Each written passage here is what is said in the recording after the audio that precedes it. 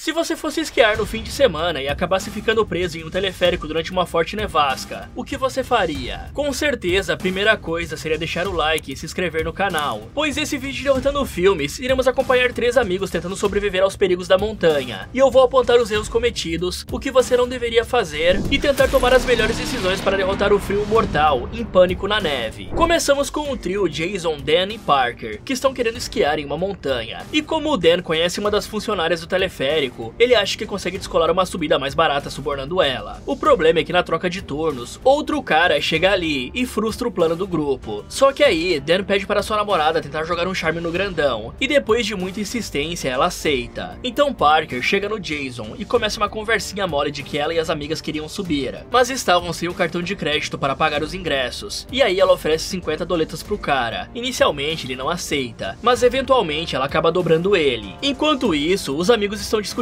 sobre esse passeio ser um lance dos dois, e que a garota mal sabia esquiar, e por conta de Dan estar namorando, eles não mantêm o mesmo contato. E aí a Parker mostra que conseguiu descolar a subida no teleférico, só que descobrimos que ela não dobrou só o Jason, e também dobrou as doletas, já que ela precisou pagar 100 para subir. E isso acaba deixando Dan meio bravo, mesmo sabendo que foi mais barato que o ingresso. Então, os 3 vão até o Jason para poder subir no teleférico, e ele percebe que a Parker não está com amigas. Após saber que foi enganado, ele fica claramente bravo com a situação, mas os deixa passar mesmo assim. Durante a subida, Dan fica zoando todos que estão descendo a pista, pois eles pagaram muito menos. E no meio do caminho, enquanto o casal fica paquerando, Joey faz uma piada sobre ficar de vela. A conversa continua, e Joey pergunta se Parker praticou com a prancha, e ela diz que sim. E logo, Dan zoou o cara por andar de esquis, e ele se defende comentando que snowboard era apenas uma modinha, e logo isso iria passar. E esse cara não poderia estar mais errado, né? E aí a Parker acende um cigarro, incomodando o Joey, que diz que esses cigarros matam, e que ele só fumou samambaia na vida. E segundo ele, esses não fazem mal. No meio da conversa, Parker fala sobre uns livros que ela gostaria de ler, mas os dois reclamam com ela, pois eles possuem uma regra entre si. Naquele local, não é para falar sobre a vida real, e apenas esquecê-la. Então de repente, o teleférico para de funcionar, assustando a Parker. E aí Joey reclama, perguntando se alguém se levantou, e aproveita para assustar a Parker balançando o teleférico. Só que para não deixá-la mais desesperada, Dan tenta acalmá-la. E então o teleférico volta a funcionar normalmente. Chegando no topo, eles fazem a Parker usar um capacete, pois ela estava aprendendo a esquiar e não podia se machucar. Por isso a segurança vem sempre em primeiro lugar. E aí o Joey avista uma garota que não estava conseguindo se levantar, e aproveita para ir jogar um charme nela. Ele tenta ajudar, mas de repente aparece um cara nada gentil, que aparenta ser o namorado dela. E digamos que eles quase começam uma discussão, só que a garota não deixa. Então a moça pede desculpas para o Joey, e diz que se chama Shannon, se despedindo dele e indo acompanhar o namorado dela. Logo após essa treta, os 3 se reúnem e resolvem finalmente ir esquiar. Bom, aqui já podemos tirar algumas conclusões sobre cada um deles e sobre algumas coisas que podem ajudá-los no futuro. Primeiramente, sobre Joey e Dan. Eles são amigos extremamente próximos e que já foram naquele lugar várias e várias vezes, o que significa que eles são familiarizados com o local e que sabem até como funciona a troca de turnos dos funcionários. E digamos que é crucial fazer algumas pesquisas antes de ir para um local de esqui, como por exemplo, o estado das pistas. É ideal saber as condições das pistas de esqui. Alguns resorts de esqui oferecem atualizações regulares sobre a qualidade e a quantidade de neve em suas pistas. O nível de habilidade exigido. Isso é extremamente importante para saber quais as pistas são adequadas para o seu nível de habilidade. As pistas são classificadas de acordo com a sua dificuldade, variando de verde, que é fácil, a duplo preto, que é muito difícil. Se eles tivessem pesquisado isso anteriormente, iria evitar muita dor de cabeça, e provavelmente eles nem iriam esquiar dependendo de como estivesse o clima. Agora, sobre a Parker, como é mostrado que é uma das primeiras vezes que ela vai esquiar, seria importante ela avisar para algum familiar ou amigo da faculdade para onde, quando e com quem ela está indo esquiar. Pois se ela demorasse para voltar para casa ou não respondesse as mensagens, a pessoa poderia chamar a polícia por conta do desaparecimento dela. E mesmo que ela tenha saído com amigos confiáveis, é melhor garantir do que remediar. E sobre o mau funcionamento do teleférico, isso pode ser causado por alguns fatores, sendo quase todos eles relacionados a problemas técnicos. Pelo menos aqui não é explicitamente explicado qual é o problema exato, mas pelo que parece pode ser causado por condições climáticas adversas, como ventos fortes ou nevascas, ou até mesmo uma falha mecânica no equipamento. Mas claramente o clima do local não está ruim para a parada ter sido por causa de um vento forte ou uma nevasca, o que já mostra que esse lugar não é um dos mais cuidados, ou que o Jason está querendo sacanear o pessoal. Se for a primeira opção, o Joey ter se balançado para assustar a Parker mostra que ele é um bom babaca, pois se o local estivesse realmente mal cuidado e o teleférico se soltasse, os 3 iriam estar agora a 7 palmos da neve, ou extremamente machucados. Outra coisa que reforça esse mau cuidado no teleférico é como ele é em si, apenas com uma trava prova de segurança mal feita, sendo que é exatamente comum nos teleféricos terem equipamentos de segurança, como cintos e sinalizações, pois os teleféricos geralmente possuem placas e sinais para fornecer instruções aos passageiros sobre como se comportar durante a viagem e o que fazer em caso de emergência. Agora, falando sobre os perigos de esquiar, esqui é um esporte radical, por isso possui muito preparo para poder praticá-lo, já que qualquer coisinha pode te levar à morte. Existem equipamentos específicos para usar, como óculos de proteção, luvas, roupas adequadas e, por último, eu sei que vai parecer estranho, mas protetor solar é extremamente importante. A neve reflete até 80% dos raios ultravioleta do sol, o que pode aumentar significativamente a exposição da pele aos raios ultravioleta. Mesmo em dias nublados, a exposição aos raios UV pode ser intensa. A exposição prolongada ao sol pode causar queimaduras solares, que são extremamente dolorosas e podem resultar em vermelhidão, inchaço, bolhas e descamação da pele. Além do desconforto imediato, as queimaduras solares aumentam o risco de desenvolver problemas de pele a longo prazo, como envelhecimento precoce e câncer de pele. E um perigo que eles não podem ignorar são as avalanches, sendo que o número de avalanches que ocorrem em pista de esquis podem variar de ano para ano e depende de vários fatores, incluindo as condições climáticas, o tipo de terreno e a qualidade das medidas de segurança adotadas pela estação de esqui, que pelo que deu pra ver até agora não são das melhores. Outro objeto que é de extrema importância levar se você estiver esquiando fora da pista é o transceptor de avalanche, que é utilizado para conseguir ajudar alguém que foi atingido por uma avalanche, pois um transceptor consegue emitir sinais sonoros ou visuais para indicar a proximidade de um transceptor enterrado. Ele funciona da seguinte forma: à medida que o usuário se move em direção à vítima, os sinais se tornam mais fortes e mais frequentes, funcionando praticamente como um rastreador, e mesmo que avalanches não sejam tão comuns, é algo recomendado a se levar. Após passarem um dia esquiando ou tentando esquiar, a noite cai e os três estão em uma estação de esqui fazendo uma boquinha. E enquanto o Parker está pegando um café, vemos um cartaz de desaparecido, mas ela apenas ignora ou nem nota o cartaz. Enquanto isso, Joe e Danny estão conversando que gostariam de fazer algo mais radical naquela noite antes de ir embora pela manhã, porque eles ficaram apenas nos morrinhos ajudando a Parker a aprender. Sem o Joe notar, a Parker chega e começa a escutar a conversa. Ela diz para eles irem aproveitar sem ela, mas os caras ficam com pena e resolvem que eles três iriam esquiar à noite antes de ir embora. No caminho pro teleférico, Joey vê a Shannon e decide conversar com a garota enquanto seus amigos continuavam. Shannon começa a conversar com ele, revelando que aquele cara é o ex dela e que estão tentando virar amigos novamente. E isso explica porque ele é o ex, né? Ela convida o Joey para eles irem na outra semana, e ele aceita e até pede o número dela. Mas como o cara está sem celular e sem nada para escrever, ele resolve tentar decorar. Enquanto isso, Parker e Danny estão discutindo com o Jason a razão dele estar fechando o teleférico mais cedo, e o cara conta que é por causa de uma tempestade. Mas mesmo sabendo dos riscos, eles insistem para ir, e Jason resolve deixá-los, mas ele diz para serem rápidos. Durante a subida, eles discutem sobre o lugar estar fechando cedo, já que sempre ficou aberto até as 22 horas, e ainda reclamam sobre não ter um esqui noturno ali. Só que o Joey estava mais preocupado em guardar o número da Shannon, e pede ajuda para os amigos guardarem uma parte do telefone cada um. Enquanto o trio está subindo, Jason recebe a notícia de outro funcionário que ele teria que trabalhar no final de semana que vem, e o cara fica louco, pois ele vai ser padrinho de casamento, e já havia compensado o serviço há um bom tempo atrás. Então ele pede para Riff ficar de olho, dizendo que tinha mais um grupo descendo, e depois disso ele poderia encerrar tudo. Só que Riff está apertado e quer tirar a água do joelho. Com o desespero, ele até tenta pedir para um outro funcionário que estava passando na hora ficar no seu lugar, mas o cara não aceita. Então ele espera mais um pouco, e vê 3 pessoas descendo a montanha, e achando que esses 3 eram os últimos, ele desliga o teleférico. O problema é que o trio ainda estava subindo. Nesse momento, Parker começa a falar que estava com fome, e do nada o teleférico desliga. Eles acreditam que foi o mesmo problema que houve mais cedo, e resolvem se distrair enquanto tentam se esquentar. E como não tinham o que fazer, Dan pergunta qual é a pior forma de morrer para tentar se distrair. E ele já responde, falando que a pior forma de morrer é ser devorado por um tubarão sem ser surpreendido, enquanto a Parker acredita que é morrer queimada. E para o Joey, seria ser devorado pela criatura Sarlacc pit, que devora a pessoa por 1000 anos. E ele disse que viu isso em Star Wars. E pra você, qual que é a pior forma? Me fala aí nos comentários. E é claro que com esse papo estranho, a Parker começa a ficar com medo, e os garotos até tentam confortá-la, só que de repente as luzes se apagam. Então o grupo fica desesperado, e Joey culpa Dan, achando que ele irritou o funcionário, e que ele estava fazendo aquilo por vingança. E depois de notar que realmente haviam sido esquecidos, Dan diz que eles iriam vir resgatá-los, pois aquele lugar era cheio de câmeras, e que na pior das hipóteses, o resgate precisaria subir uma escada, e ele até diz que pularia se precisasse, e que já tinha feito isso antes. Ok, esses 3 realmente não possuem amor à vida, afinal, quem seria louco de receber uma notícia sobre uma nevasca, e decidir que era uma boa ideia esquiar mesmo que fosse rapidinho? Se eu estivesse no lugar deles, teria dado no pé dali no momento em que o Jason citou sobre a tal tempestade, e voltado para casa, já que tempestades de neve são eventos meteorológicos poderosos venenosos e perigosos, especialmente durante os meses de inverno. Elas geralmente se formam quando uma massa de ar frio encontra uma massa de ar quente. O ar frio é mais denso e se move sob o ar quente, forçando-o a subir. E à medida que o ar quente sobe, ele se resfria, formando nuvens de tempestade que eventualmente produzem neve. Além disso, mesmo que o ser humano esteja vestido adequadamente para o frio, ele ainda pode enfrentar vários riscos e desafios durante uma tempestade de neve, como hipotermia e as queimaduras de frio, que são as famosas frostbite, que podem resultar em danos aos tecidos e até mesmo na necessidade de amputação em casos graves, e em casos extremos até a morte, além de outros problemas, como não conseguir enxergar direito e ser horrível para caminhar na neve. Agora, sobre aquele cartaz de antes, e sim pessoal, infelizmente é possível que pessoas desapareçam em pistas de esqui, especialmente em áreas montanhosas remotas ou em condições meteorológicas adversas, além de que em alguns casos raros podem ocorrer de animais selvagens contribuir para o desaparecimento de pessoas, mas a maioria desses desaparecimentos é quando ocorre um acidente, uma tempestade ou quando a pessoa não está com equipamentos adequados, como eu falei anteriormente. Mas nesses esportes o mínimo de cuidado nunca é o bastante, não vale o risco de você querer fazer algo tão perigoso e ir despreparado. E agora que esse trio percebeu na situação em que estão, existem algumas possibilidades de planos de fuga, já que o grupo não sabe quanto tempo vão ficar ali em cima. E mesmo que eu discorde com o Dan em vários momentos, essas tentativas de acalmar a Parker é a melhor coisa a se fazer, já que dá pra notar que ela é uma pessoa extremamente ansiosa e desesperada em situações de risco. E uma pessoa ficar desesperada nessa situação pode levar à morte certa, já que quando nós estamos com medo, além de fazermos escolhas de forma mais imprudentes, que acabam gerando erros, e isso faz você cansar mais rápido, pois seu coração está mais acelerado. E mesmo que dê uma vantagem momentânea, a longo prazo isso deixa a pessoa exausta, e num lugar frio que já faz isso naturalmente, pois o corpo queima energia para mantê-lo quente, toda essa energia vai acabar se esgotando mais rápido, causando um quadro de hipotermia mais cedo, que pode levar à morte se não for tratado. Por enquanto, eles poderiam tentar balançar os cabos do teleférico, fazendo um efeito dominó, que seria notado lá na base da estação, e o Mijão ou outro funcionário conseguiria vê-los balançando e chamaria ajuda. E mesmo que isso não desse certo, não custava nada tentar. Com essa situação, o trio está morrendo de medo e com raiva, até que Parker se lembra de algo. É domingo e a pista só irá reabrir sexta que vem. Dessa vez, o Joey tenta acalmar ela, pois por mais incompetente que sejam os funcionários, eles não poderiam esquecer deles ali. Então a Parker começa a reclamar que está com água no joelho, só que o Joey, que está com o mesmo problema, nem perde tempo, se vira de lado e faz o que tem que fazer. E a coitada da Parker diz que vai segurar. Enquanto o Joey está esvaziando o tanque, o vento começa a ficar mais forte, e uma tempestade de neve chega, deixando a situação bem pior. Mas no meio da tempestade, eles reparam um veículo se aproximando. Era o Cody vindo com um veículo limpa-neve. E aí ele liga o seu walkie-talkie e ouve alguém dizendo para você deixar o like e se inscrever no canal para nos ajudar a crescer. E depois ele recebe a notícia de que é para voltar e que não há ninguém nas montanhas. E aí ele começa a dar ré, e os três tentam gritar enquanto arremessam algumas coisas para chamar a atenção dele, mas nada funciona. Um tempo se passa e eles começam a sofrer com hipotermia. Joey puxa assunto para tentar quebrar o gelo, mas antes que ele continuasse, Dan pretende seguir com a sua ideia de pular. Isso deixa Parker com mais medo ainda, e ela resolve acender um cigarro, acidentalmente deixando a sua luva cair do teleférico. Já o Dan, tentando salvar a sua namorada, abre a trava de segurança do teleférico e diz que na verdade ele nunca pulou de um. E aí, juntando coragem para salvar os seus amigos, ele resolve pular atingindo o chão como um pacote de